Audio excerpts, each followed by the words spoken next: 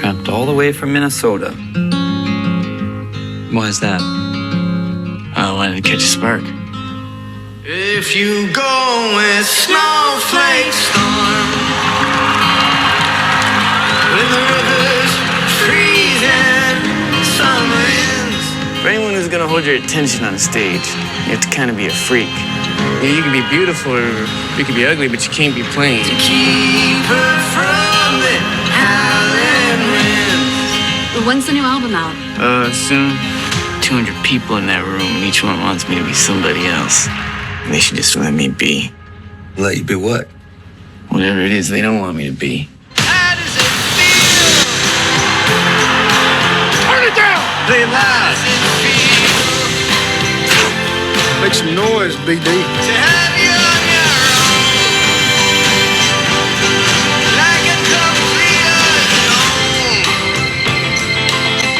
Like a rolling stone.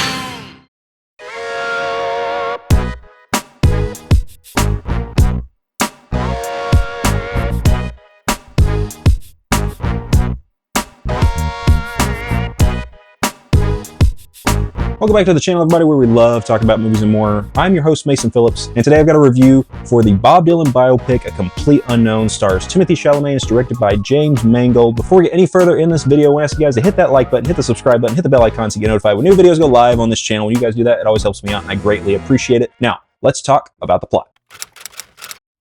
In the early 1960s, 19-year-old Bob Dylan arrives in New York with his guitar and a revolutionary talent, destined to change the course of American music. Forming his own intimate relationships during his rise to fame, he grows restless with the folk movement, making a controversial choice that reverberates worldwide.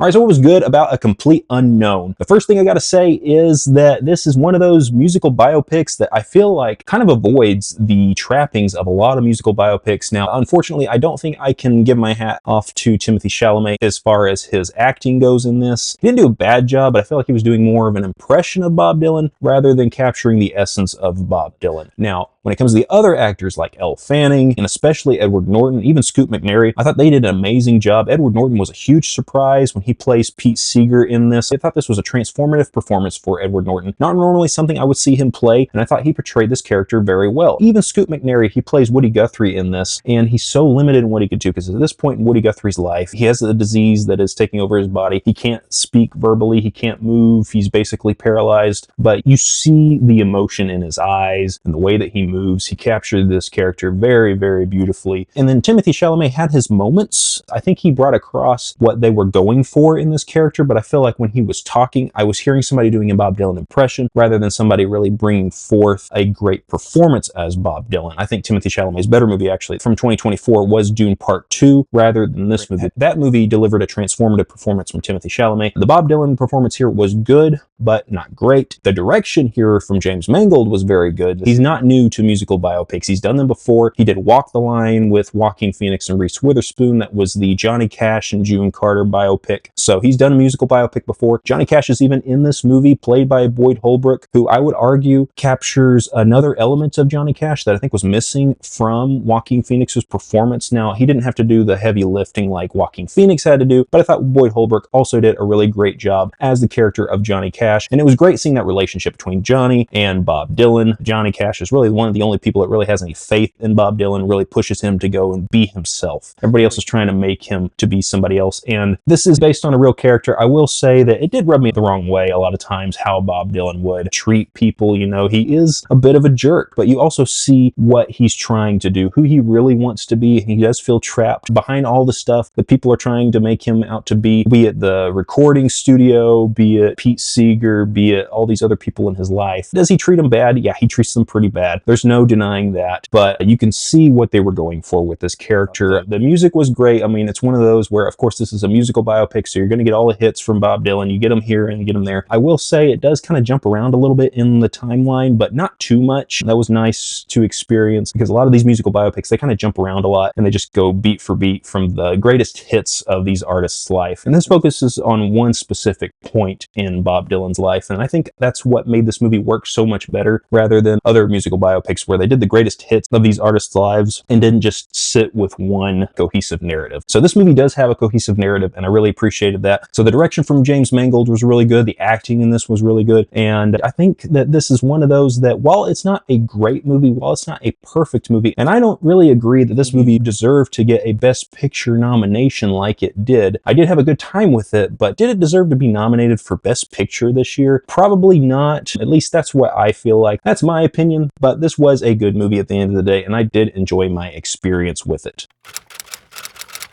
The mixed part is going to be Timothée Chalamet's performance. That's the only thing I'm going to hit on here in the mixed category. I know him to be a better actor than this. It's not that he's doing a bad job. He's not acting bad in this, but I feel like he's doing a Bob Dylan impression versus really capturing the essence of this character. I mean, you can see it in his mannerisms, in the voice, and a lot of it is that I know Bob Dylan has a very iconic voice, but it's almost cartoonish sometimes when it comes across. And I felt like Edward Norton did not do that. In his performance as Pete Seeger, that does not sound cartoonish. It actually feels like he became the person of Pete Seeger. And it feels like that's who we're seeing. Even Boyd Holbrook, I would argue, it feels like we're really seeing more Johnny Cash than we are seeing Boyd Holbrook. He kind of disappears into that role too. I don't feel like Timothée Chalamet was really able to do that with Bob Dylan. He tried, he put in a good effort, but I don't feel like he really captured the essence of Bob Dylan like they were going for.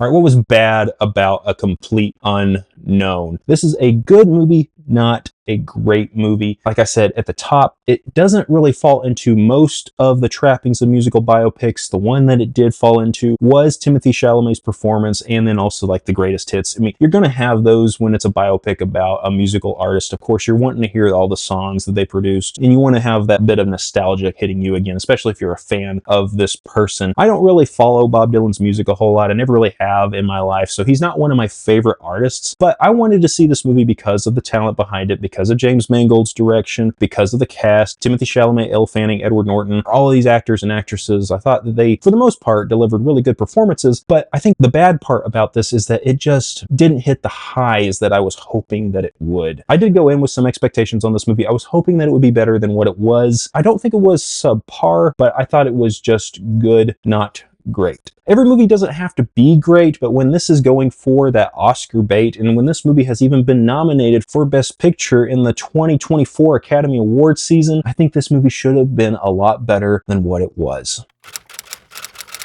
A Complete Unknown is a good experience, not a great experience. I don't believe it deserved to be nominated for Best Picture. I can see why it was. It does kind of hit all of those things that the Academy is looking for. But this year, the Academy Awards, I feel like they just did not know what they were doing regardless. That's a video for another time, but I feel like most of the things that got nominated, some things should have gotten more nominations, some things should have gotten nominations that didn't, and many things should not have gotten nominations that did. So it's just one of those really weird years where I feel like the Academy is out of touch with both the fans and even the film critics. Did I think this was a good movie? Yes. Did I think it was a great movie? No. If I'm going to give this movie a rating, it's got to be a 4 out of 5 or a B+ on the letter scale. Good movie, not great movie. Was hoping for something a lot better, but I'm still happy and pleased with what I got. It's going to be maybe in my top 15, but it's probably not cracking my top 10 of the 2024 film season. Guys, if you had a chance to see A Complete Unknown, go down in the comment section and tell me what you thought of the film. I'd love to hear from you. Before you go, remember to hit that like button, hit the subscribe button, hit the bell icon so you get notified when new videos go live on this channel. When you guys do that, it always helps me out. I greatly appreciate it. I hope you all have an awesome and a fantastic day, and I'll see you in the next video.